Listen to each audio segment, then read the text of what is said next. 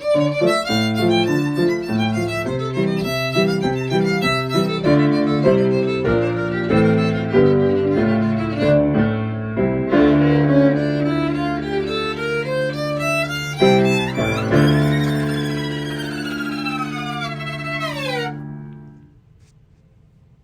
I do my e-learning today?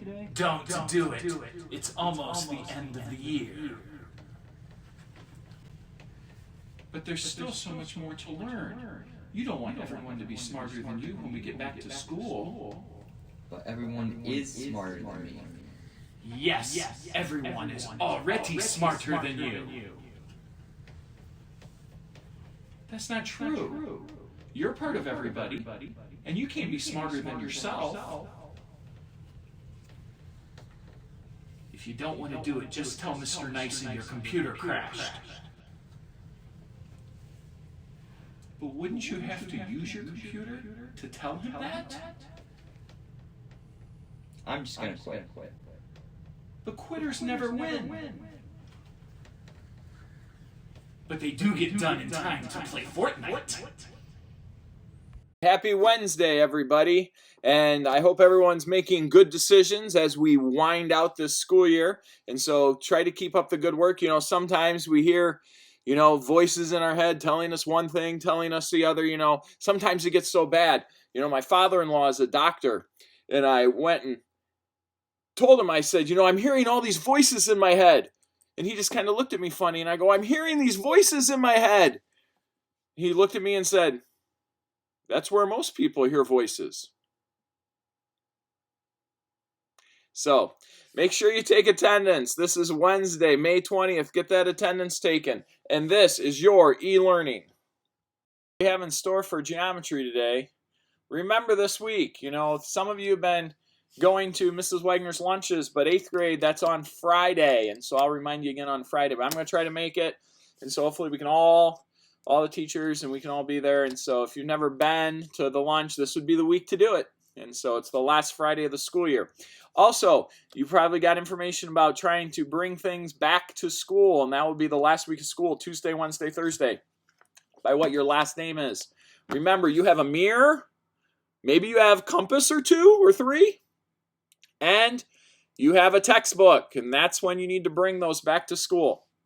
And I'm going to try to be there as part of the line, but they'll be like, you stay in your car and you put stuff in your back seat or your trunk, and I'll be one of the people swiping things out. And so, but we can wave and say hi. So make sure that you bring the stuff, and that'll be next week. Otherwise, we'll be calling you. And so make sure that you get that taken care of. But today, we're just spending 2 days on vectors.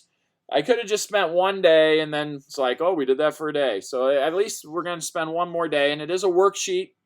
And we're going to talk about something called the dot product, which seems really complicated, but it's really easy, and your homework is going to be super fast. And then also finding the angle between vectors. And so both of which are going to seem really complicated. There's a lot of discussion, but then what you actually do is like, that's all I have to do. And so make sure then you get your warm-ups done, the Khan Academy stuff, this is the last week. And then logic problems, get those done. Some of you are like, oh, do I have to do logic problems? Is there going to be a test? Otherwise, I'm not doing them. Just do them, and you can have A++. Okay, so get them done and get them in. And so what we're going to talk about today is day 2 of vectors. And then on Friday, we're going to start graph theory, and we will have assignments next week, Tuesday and Thursday. And so they will be in the book, but since you have to turn your book in, I will scan those pages. But if you have late assignments to turn in, then you just need to get those done before you turn your textbook in. Hint, hint, hint, hint, hint. And so we want to get that done. And so you have vectors. And we added vectors, and we subtracted vectors, and we didn't really multiply a vector by a vector. That gets a little strange. And so we call it a dot product, but then in physics, there's like the real meaning of these things. And so when you multiply vectors together, I just have a picture. You don't have this. But like when you have a vector, just listen to this. A vector has like 2 components. It has an x coordinate and a y coordinate, and we did that. and we wrote them as like a component vector. This would be the origin, and this component would be, you know, like A and B. And then here, if I had another vector, and it was a component vector starting at the origin, we would call the x-coordinate C, and we would call the y-coordinate D. Well, if you're going to multiply these things together, there's this idea of foiling. That would be an algebra idea. And so we're going to talk about that. We're going to kind of do the problems in pieces. And so we're not going to do the top part first because, you know, proving stuff, we're not even, this is the learning, Mr. Nyson. And so if you're going to foil AB, component vector AB, this is a dot product, with the component vector CD, you would have like A times C plus A times D plus B times C plus B times D. And you'd think you'd have to do all that, but you don't. Because when you do component vectors, just to show you something here, whoa! When you multiply things together, here's A times B. You want that. But when you multiply component vectors together, when you multiply ones that are perpendicular, you always get 0. And when you multiply pieces that are, you always get 0. So then you would only be multiplying the first and the last together. And so that is the short version of why the dot product of two vectors, whoa, I gotta take away the X's and the O's. That's what, bring back the D. That's why these would be 0. And you don't want this. And you don't want this. And so when you find the dot product, this is what you would do, and this is how easy it is on your homework. U dot V, you just multiply your x coordinates together, and that back page showed different types of notation. But it'd be A times C plus B times D. And that is one formula for finding the dot product. So if I want to find the dot product of these two vectors, it'd be U dot V. And all you do is take 4 times 3. Welcome to high school. Just, you know, the thinking behind what you're doing might be more involved, but the math does not get any tougher. 4 times 3 is 12. 12 plus 15 is 27. And that is the dot product of that. But the thing is, how would that help me find the angle? Well, we got more to discuss. And then down here, we're just doing the notes all out of order today. If you ever see the word orthogonal, what does the word orthogonal mean? The prefix ortho, the orthodontist, or the ortho center, what does that mean, Camden? Yeah, the correct center. So orthogonal, correct, if you had a correct 90-degree angle. And so orthogonal vectors really just mean perpendicular vectors. And it's a lot easier to write the symbol with a mouse than it is to write P-E-R-P-E-N-D-I-C-U-L-A-R. And so those are perpendicular vectors. Well, let's look at the dot product of perpendicular vectors. I already said it. We'll see if you were listening. The dot product would be you'd multiply the two x coordinates together, 2 times 6, and then add to it just negative 3 times 4. Well, 12 plus negative 12 ends up being 0. And so there's a little theorem for you. When the dot product is 0, your vectors are perpendicular. Ding, ding, ding, ding, ding, ding, ding. And if the dot product isn't 0, your vectors are not perpendicular. So look, when we take the dot product of 6, 4, that's the component vector that started at 0. And we have the component vector 2, negative 3 that start at 0. and we take 6 times 2 is 12, and we take 4 times negative 3, which is negative 12, and we add them together and we get 0, that tells us that these vectors are perpendicular. And that's also why the dot product formula is the way it is. Without going, we'll let another teacher in your future rediscuss it. But then you're like, I already kind of remember that. I remember this video and I was at home and we kind of talked about this, and there's some Oompa Loompa, in your brain that's like, I know this. And he runs to the front of the brain. Wait, I know this. I don't know how I know it, but I do. And so the purpose of today is just planting seeds. It's springtime and we're going to let them grow. Okay? And some of them, it takes a little more watering to make them grow. And so we're going to go up here now. And we're going to use the law of cosines. You've got to be kidding. We're going to do this? And so remember, if this was angle A, and this is side A, and we could call this side B, we could call this side C, what is the formula for dot product? Avery? A squared equals B squared plus C squared. You got a good memory. Oh, because it's A for Avery. Yes. A squared equals B squared plus C squared. Remember, minus 2BC cosine A.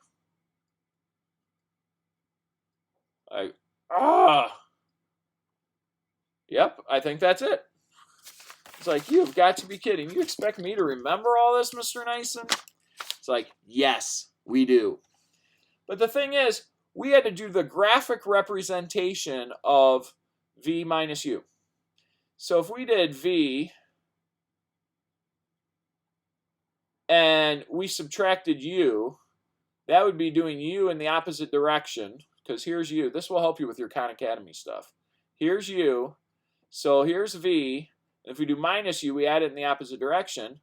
Well, then when you go from here to here, that's V minus U. Well, this is supposed to be a parallelogram. I guess I should have drawn out in mine a little longer. So that means that's V minus U. So graphically, we have a representation of the forces of U and V. And what's V minus U? Well, that's V plus the opposite of U. And they would be the opposite side of the parallelogram, Aline. That was that last problem on the homework. And so how do I describe this? Well, then I could use the law of cosines. The length of A is the length of the magnitude of vector V minus U. Quantity squared. The length of B is the magnitude of vector V squared. The length of C is vector U, the magnitude of it squared. Minus 2, well, it's BC. So it's not squared, and so it'd be, that would be U and V, the length of U, times the length of V, and then you get older, we don't use A anymore, we have to use a Greek letter. Just makes us all look smarter. Cosine theta. Well, if you look at this thing has to be foiled. But then that gets a little tricky. Without talking in depth about all the dot product stuff, you just got to trust me on this. If you foiled this, you'd get the length of V squared. Now that makes sense. But here's where it gets a little tricky. It's minus 2 times the quantity of U dot V. And that's where we're going to get the dot product. Plus the length of the magnitude of U squared equals... I'm not writing all this. The mouse just wears me out. So there we go. That goes right here. And before we write too much more, we're going to cancel. This V squared will cancel with this one. This U squared will cancel with this one. This negative 2 will cancel with this one. And so I get the dot product not only equals, that quick little formula that we had, which we can use, it also equals the magnitude of U times the magnitude of V times the cosine of the angle between the vectors. And so we can solve this. That's cosine theta. we can solve this to get cosine theta. So cosine theta would equal the dot product, which we're going to find that quick way, over the length of vector u over the length of vector v. Okay? We're going to multiply those together. That's not double absolute value. That's the length of the vector. Okay? So now let's go back to this problem that we wanted to find the angle on. The formula is this. Cosine theta equals the dot product. This is the formula you use for doing this. Over the length, the magnitude of vector u, times the magnitude of vector v. Well, we already said that the dot product is 12 plus 15, which is 27. You already had that written here, and you might have to erase it or just fit this in around it. But then what's the length of vector u? Well, you got to do the Pythagorean theorem. It's a 3 squared, 4 squared, so that equals 5 squared. What's the length of vector v? Well, it's a 3 squared, 5 squared. And so 25 plus 9 is square root 34. Now we could rationalize this denominator, but we're just going to get an ugly decimal anyways. We want to find the cosine of what angle? And so how do we just get rid of that word cosine? What would that be, Carson? Yeah, do inverse cosine. Now typing this thing in is yucky, but we've had some of those before. And you could rationalize 27 square root 34 over 170, but there's no real reason to, because we're just going to get a decimal anyways. So you just need to make sure you type this in correctly. You need to make sure you're dividing by the 5 and the cosine. So you need cosine inverse. And you want to do 27 divided by, put parentheses around your 5 square root 34. And then you need to close the parentheses. And the angle between those vectors is 22.2 degrees. Okay? So when you want to find the angle, you find the dot product. You find the length of each of these by using the Pythagorean theorem. And then you got to type it in. Okay? So on your homework tonight, whoa, here we go. Find the dot product. Now, there's multiple ways to write a dot product. But you can just multiply these two together, and add them. Multiply these two together, multiply these two together, and add them. That's your dot product. Same thing for 3 and 4. That should go quick. Now, you do the same thing for 5 and 6. You just know that if they're orthogonal, your dot product equals 0. What if they were parallel? Well, you could just graph them. Right 4 down 9 would be this one. Left 9 up 4 would be this one. Do you think those are parallel? No. Are they orthogonal? No. But you can still give me the dot product. What are those multiplied together plus those multiplied together? Okay? Then you only have to do the angle 1 on 2 of them. We're making it really easy on you. Remember, the cosine of the angle, this angle right here, plus it better look like it's obtuse. The cosine of that angle is equal to the dot product of the vectors, which is very easy to find, over the length of this one, which is square root 2? No, because we're going by 2's. So the length of that one's 2 square root 2. We call that vector u. Make sure you do cosine inverse and make sure your calculator is in degree mode. Okay? So I just threw this in so we at least spent 2 days talking about vectors. The last 3 days we're going to talk about graph theory. Euler circuits, Euler paths, Hamiltonian circuits, paths, all that stuff, minimum networks, and we will have homework on the last day that will have to be done on that day, trying to give you every last possible thing we can for our time together after these 3 years. And so hopefully we'll see you at the lunch on Friday, and then also bringing stuff back to school next week, but working until the end. And so hopefully you enjoyed today's video. You know, we got all of you right here. It's just not the same, though, as being together in class. And so some of you signed up for the contest today. That's from 4 to 7, the one you had to sign up last Sunday to do.